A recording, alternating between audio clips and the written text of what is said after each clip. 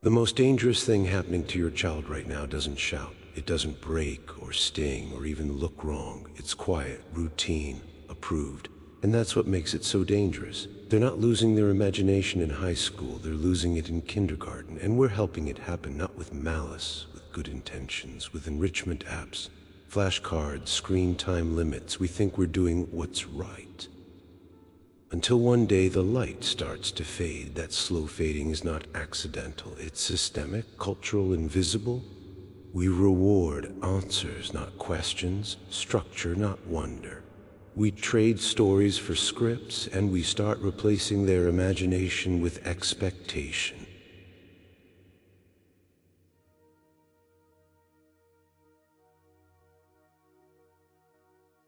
Carl Jung didn't invent imagination, he remembered it. As a boy, he carved a small wooden figure, placed it in a box, and wrote it scrolls of paper. He wasn't playing, he wasn't performing, he was participating in something sacred, something symbolic, something unexplainable and necessary. Later, he would call it active imagination. But before the theory came the instinct, because the child lives closer to the unconscious, to the mythic, to the raw, unfiltered language of the psyche. And when we interrupt that, when we redirect or dismiss or rationalize it, we don't make them smarter, we make them smaller.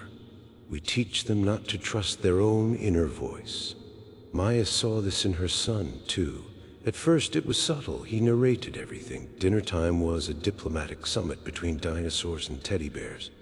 But slowly the narration stopped. He became efficient, quiet, compliant. She missed the chaos, missed the non-linear noise, until one night she walked past his room and heard him whispering into a paper cup. It wasn't words she recognized, it was a chant, repetitive, nonsensical. But she didn't interrupt, she just listened. And in that moment she saw something she hadn't seen in months. He was inventing again, a world, a ritual, a rhythm of his own making. It didn't need to make sense to her, it wasn't supposed to, because that's the point of symbolic play. It isn't meant to be decoded by adults, it's meant to make sense to the child, deeply, intuitively, archetypally. Jung believed that children are the first myth makers, that when they pretend to be heroes or villains or wild animals or invisible giants, they're not being random. They're playing out the eternal dramas we all live through, the hero's journey, the fall, the transformation, the return, and each time we interrupt it, we break the spell too early.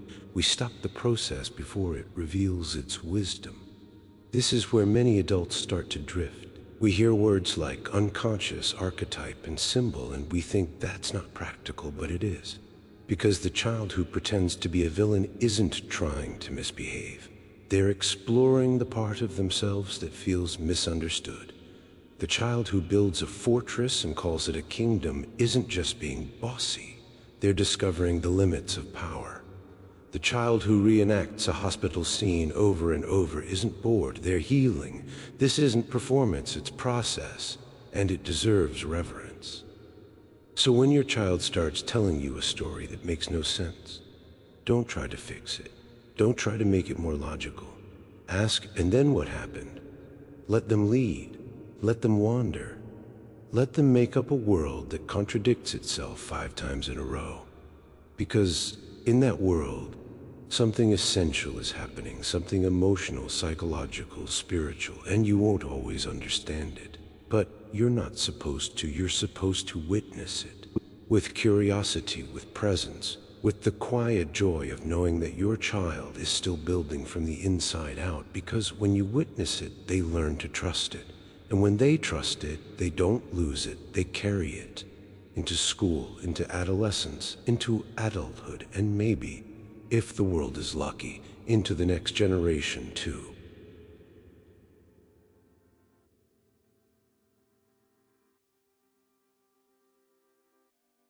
A spoon becomes a spaceship, a sock becomes a king, and a silent room becomes a universe. To an adult, it looks like nonsense. To a developing brain, it looks like architecture. When a child enters imaginary play, their brain doesn't slow down, it activates. Neural networks light up across the prefrontal cortex, the limbic system, and the regions responsible for empathy, planning, and emotional regulation, even when they're alone, even when no one is watching. One study showed that children engaged in solo doll play had increased activation in the areas of the brain used for social reasoning. They were rehearsing life without even knowing it. Another found that kids who engage in frequent, unstructured imaginative play score significantly higher in divergent thinking. That's not just creativity, that's adaptability. That's the ability to imagine multiple outcomes, to change strategies, to see beyond the obvious, and yet we're systematically replacing that kind of play. We hand them tablets, we load up curated content, we schedule enrichment and feedback loops, we give them endless input and remove the space for output. We've trained children to become excellent consumers, but fragile creators. This is where viewer attention can start to dip, right here. Too many studies, too many stats, too much weight. So let's pause and give you a picture. 5-year-olds today are more likely to recognize 100 Pokemon characters than to identify 5 species of birds.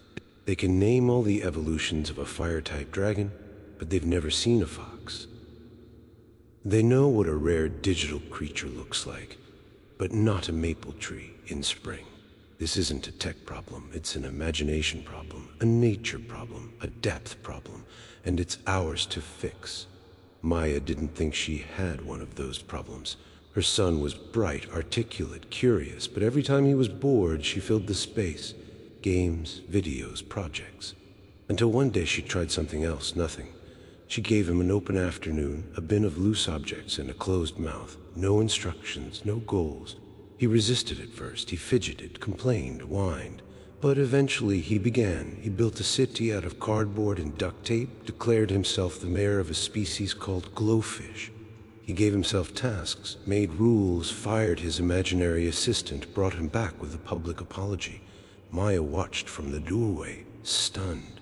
He wasn't playing, he was practicing. He was constructing identity, story, logic, leadership, empathy, all with a roll of tape and his own voice. That's what happens when we don't fill the silence. When we let them fill it themselves. Jung said, creative fantasy is the mother of all possibility. Not productivity, not discipline, not memorization, fantasy, because the child who can create a kingdom out of couch cushions is the adult who can create a company out of nothing, or an idea that changes everything, or a family rooted in empathy and joy. And the child who isn't allowed to do that, they learn to wait. They wait for instructions, for validation, for permission, until one day they forget what it felt like to lead themselves.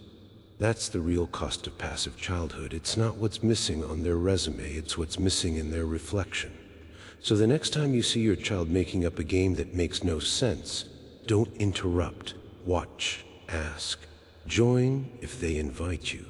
Because while they may be building a lava-proof dog shelter or alien bees, what they're really building is a cell.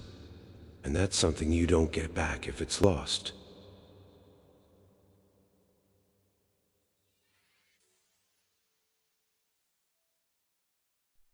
Every child is born with an architect inside them. Not one who builds cities, one who builds self. They lay emotional blueprints with every story they tell. They draw boundaries with every made-up rule. They test power and safety and love in the kingdoms they invent when no one else is looking. But an architect can't work without space, without time, without materials that don't tell them what they're supposed to be. We think creativity is something to be taught, but it's more often something we have to stop interrupting. Maya had to learn that the hard way. She was doing everything right. Her son had a full schedule: music, math, yoga, robotics. His days were curated. His toys were educational. His life was optimized. And he was shrinking, not in height, not in intellect, in spirit. He stopped singing to himself, stopped scribbling nonsense on the backs of receipts, stopped narrating battles between mismatched socks. Until one weekend, after a canceled trip and a power outage, everything stopped. No plans, no screens, just a storm and a quiet house. She handed him a bag of old art supplies, some costumes, a box of junk, And she stepped back. He spent the next 4 hours creating a post-apocalyptic delivery system for emotion packages that had to be airdropped into imaginary towns. He made maps, invented characters, created a weather system with dice. And when he came to show her, covered in glitter and marker stains, he didn't ask for approval. He just wanted to share. And that's when she realized he wasn't looking for entertainment. He was looking for space, not the kind with 4 walls, the kind inside himself. That's what children need.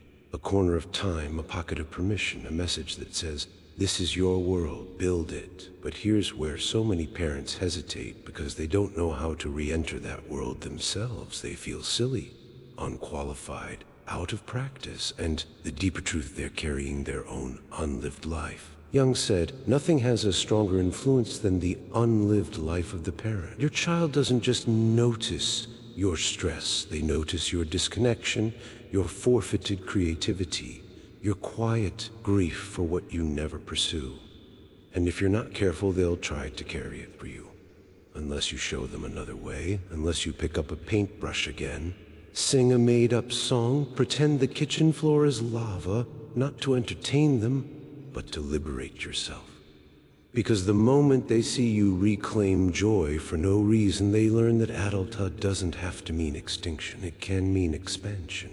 You become a model, not of perfection, but of possibility. And in that moment, the inner architect in your child takes a deeper breath. They pick up their tools, they return to their world, and they keep building.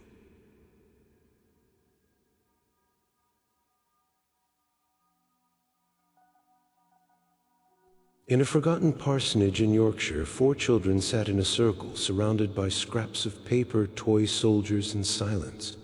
No smartphones, no supervision, just space and story. They built empires, glass town, Angria, Gondol, each world rich, a stranger, and more alive than the one outside their windows. Those children were Charlotte, Emily, Anne, and Branwell Bronte. And those imaginary worlds became the soil where Jane Eyre and Wuthering Heights would one day grow. They didn't need prompts, they didn't need adult validation, they needed a kingdom they could call their own and the freedom to rule it. That's what play does. It grants sovereignty. When a child invents a world, they're not escaping reality, they're testing it, they're rehearsing courage, they're experimenting with power, they're learning how to build, how to destroy, and most importantly, how to begin again. The stories children tell in play don't vanish when the game ends. They crystallize into inner frameworks, ideas about justice, risk, failure, possibility. They're not just pretending, they're practicing, but only if we don't shut it down, only if we don't overwrite it with rules, rubrics, and real life. Because once that world is dismissed enough times, they stop offering it. Not because they outgrow it, because they decide it's not safe.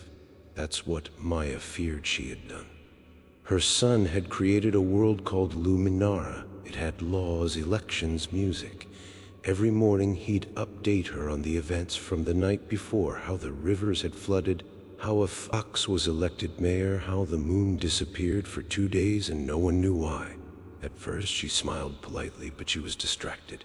Emails, laundry, a meeting in 12 minutes.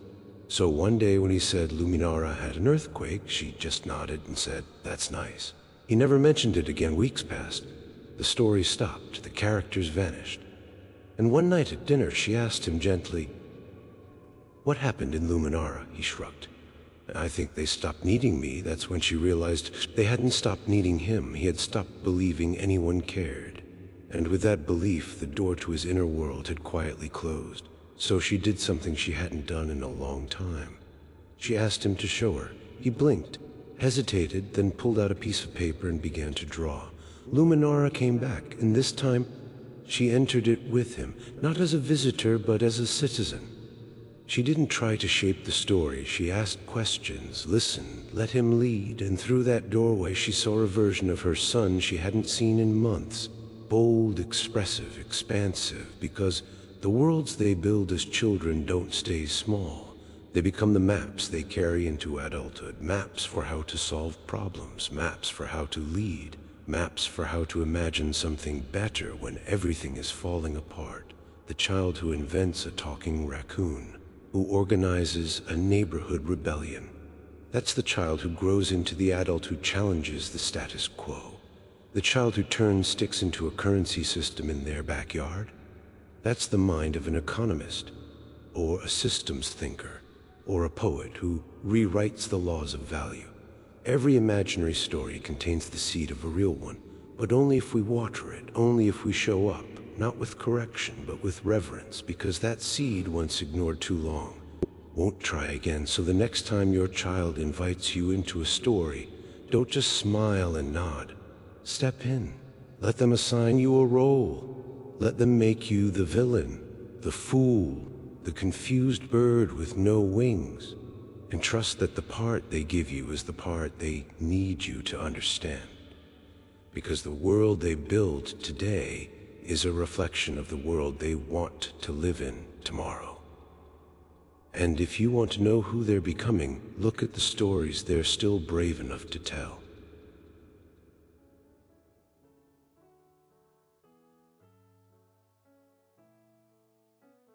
This all began with a whisper, a simple invitation from a child holding a crayon, a sword, a spoon, saying, "Come play." And most of us, distracted, tired, trying to be responsible, said, "Not now." We didn't mean to say no to their world, we just said yes to everything else. But Carl Jung warned us, when the imagination is shut down early, the soul doesn't disappear, it just goes underground. It becomes anxiety. It becomes people-pleasing. It becomes adults who look capable but feel hollow. And the way back, it's not therapy, it's not self-help, it's play. The most radical healing comes when we return to the door we once walked away from, and this time we step through. Maya finally understood that. One evening, her son handed her a spoon and said, "You'd be the queen who's afraid of the dark." She almost said no. She had emails, chores, grown-up things to do. But something about the way he asked, hopeful, patient, as if this was her last chance, stopped her. She took the spoon and she bowed. And for the next half hour, she ruled a plastic kingdom in the dark. That night, something changed. Not in him, in her. She remembered what it felt like to follow a story with no map, to make things up as you go, to trust that imagination is not a step backward, but a way forward. And you, right now, you're standing at that same threshold. The door hasn't closed, not yet. The next time your child invites you into their world, say yes, even if the story makes no sense, even if you're tired, even if it's only for 5 minutes, because that yes echoes. It tells them their ideas matter, that their world has value, that they don't have to grow out of their imagination to be loved. And it tells you something too, that the part of you who used to dream, create, explore, wonder, that part is not gone, just waiting, just quiet, still in there whispering. It's not too late. So if this story reminded you of something you've lost, don't scroll away. Like it, share it. Send it to someone who still remembers what it meant to build castles out of couch cushions. Because you're not the only one who needed this. There are children, yours and maybe your own inner one, waiting for someone to say yes. The garden is still there, the gate is still open, and the story is not over. All you have to do is walk through.